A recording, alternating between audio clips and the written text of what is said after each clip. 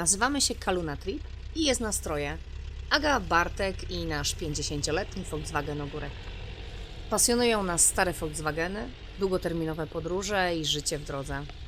I to właśnie droga jest dla nas bardzo ważna, bo kryje w sobie nie tylko pokonane kilometry, ale przede wszystkim niesamowite miejsca, emocje i chwile.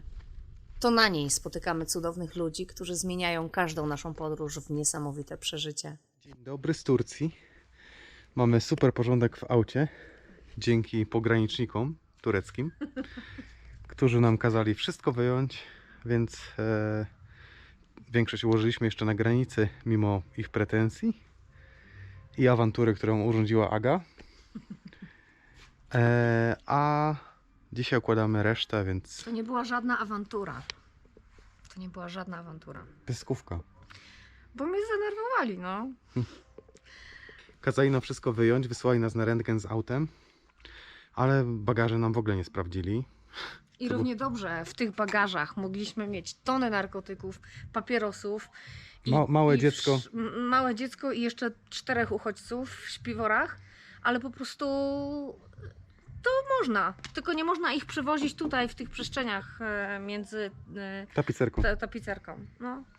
No więc Chore. wszystko wywaliliśmy, potem czekaliśmy jeszcze godzinkę na rentgen, potem zaczęliśmy się pakować i zajęło nam to jakąś godzinkę, czyli dosyć szybko. W porównaniu z tym, że pakowaliśmy się na wyjazd tydzień. Ale i tak tam im coś się nie podobało, że kolejka i tak dalej, więc mówiliśmy im, to stwórzcie warunki, żeby wypakowywać rzeczy, stwórzcie warunki do postoju, stwórzcie warunki do takiej kontroli, a nie, że wymyślacie bzdurne systemy, które nie działają. I tak Aga powiedziała, tylko mniej grzecznie. Tak, i mówiłam to po angielsku, a w przerwach były przerywniki polskie.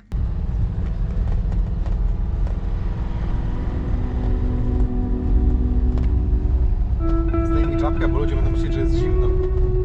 Ach, jak gorąco. Dzisiaj zimna noc, zimny poranek. Jesteśmy dosyć wysoko w górach i to jest początek jeziora Van. A zaraz pokażemy wam to jezioro w całej okazałości, bo to jest sam początek. Już było późno i się zatrzymaliśmy tutaj.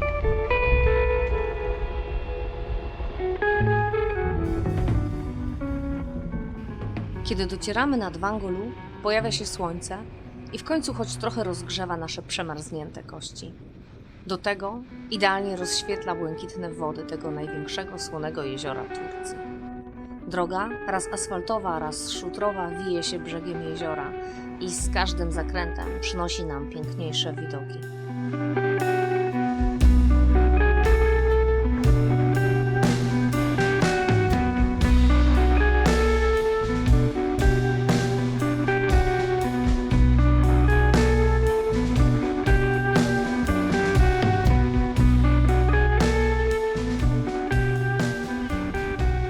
Tak wygląda van life nad jeziorem Van.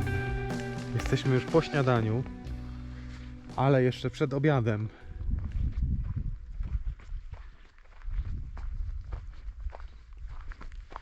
Pani domu przygotowuje strawę. Nie, ja zbieram chrust do Polski. Na zimę. Wracamy niedługo, więc trzeba się uzbroić w opał.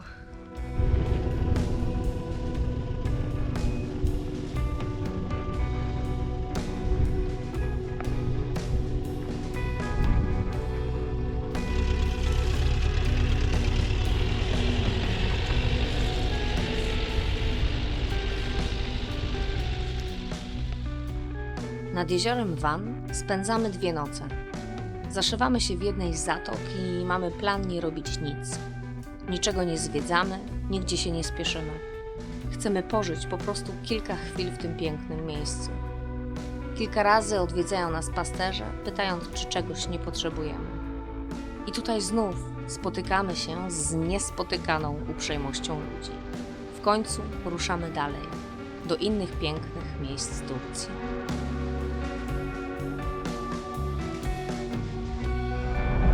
Powiedział, że taka ładna droga i nie kręcę, więc zaczynam kręcić.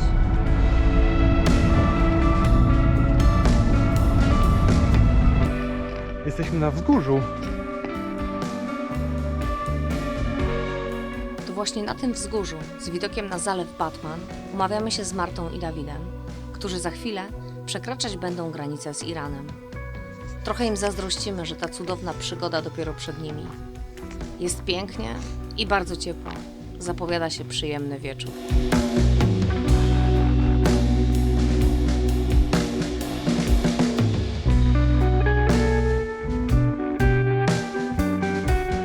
Co mam napisać, że trzeba zjechać z górki, czy trzeba zjechać ostro z górki? Trzeba zjechać ostro z górki dziurawą drogą. A, boję się tego. Tam. Jest taka droga.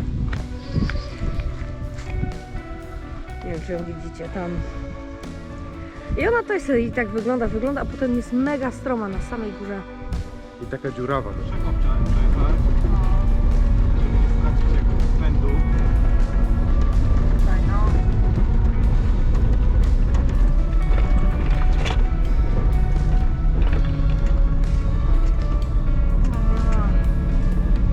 Dobrze. Zjeżdżamy do piekła. Już od jakichś 2 godzin jedziemy w dół. Pogoda wcale się nie poprawia. Wręcz przeciwnie, wjechaliśmy we mgłę.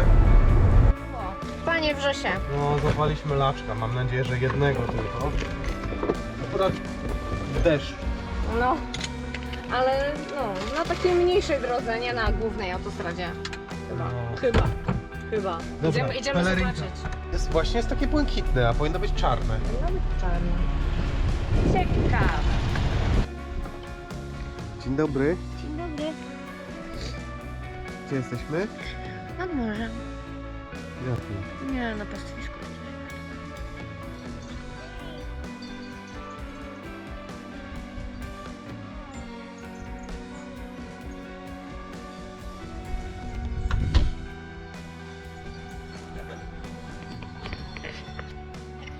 Idę do kibelka.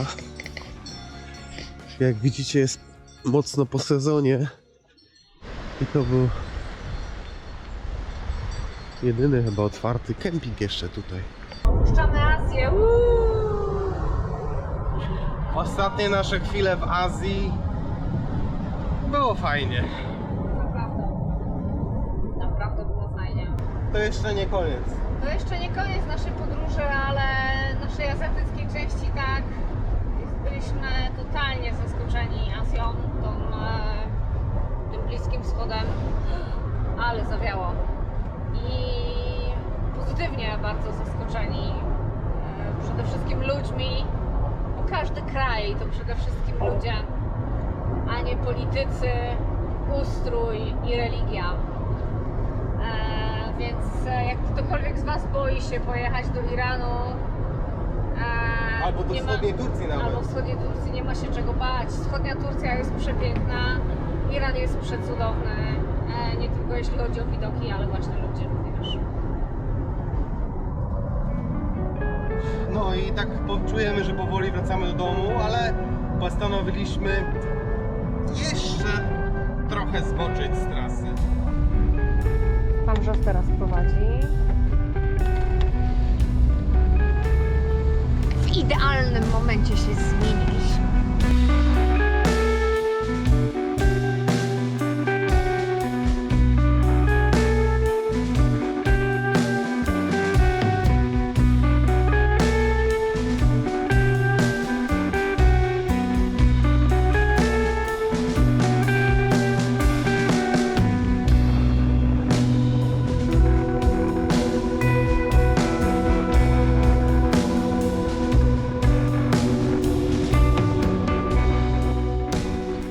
No dobra, no i zatrzymaliśmy się w następnym miejscu na nocleg. Nie wiem, co o tym miejscu sądzić. Agnieszce się podoba. Agnieszce się podoba, wygląda tak.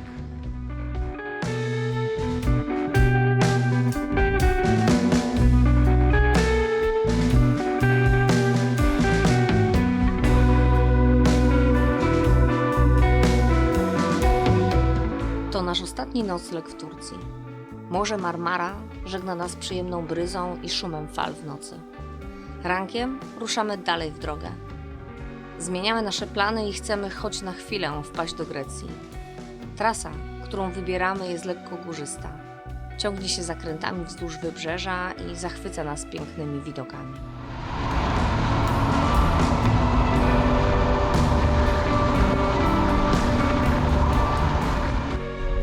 Witajmy w Grecji.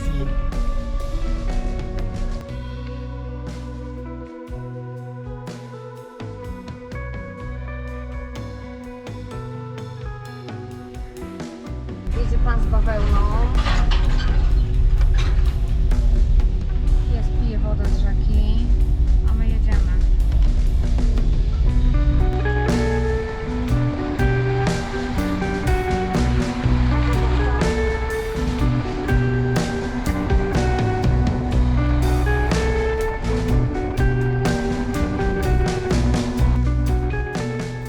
W Grecji nie zostajemy długo.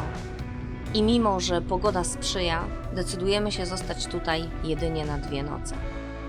Czujemy, że nasza podróż już się kończy i jakaś siła dziwnie mocno pcha nas ku powrotowi do domu. Jedziemy do domu przez Serbię. Dzisiaj jedna z trudniejszych nocy na parkingu za stacją. Temperatura spadła do 1 stopnia, także blisko byliśmy mrozu. Do tego Aga źle się czuje. Ma chyba temperaturę. Cieknie nam z popychaczy i z nosa. Także lecimy na chatę. Dzisiaj chcemy przejechać jak najwięcej kilometrów. Rozpoczynamy znowu życie w tranzycie. Życie w tranzycie.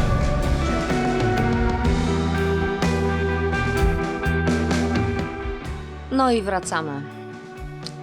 Z jednej strony wypełnia nas szczęście, bo przywozimy ze sobą kolejny bagaż doświadczeń, emocji, cudnych wspomnień i nowe przyjaźnie.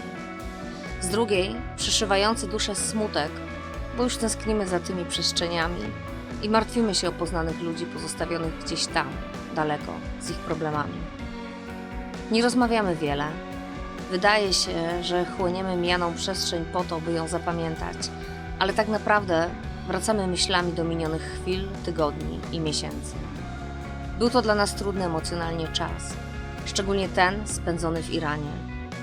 Zderzaliśmy się z 2 światami, nieopisaną dobrocią, uprzejmością i gościnnością, taką, której jeszcze nie zaznaliśmy w żadnym zakątku odwiedzonego przez nas świata, ale i tragediami ludzkimi, które łamały nam serca i wyciskały łzy z oczu.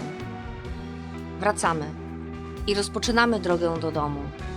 A może tę drogę rozpoczęliśmy już dużo wcześniej, wyjeżdżając 15 sierpnia z naszej Mosiny? Opowiemy Wam o tym niebawem.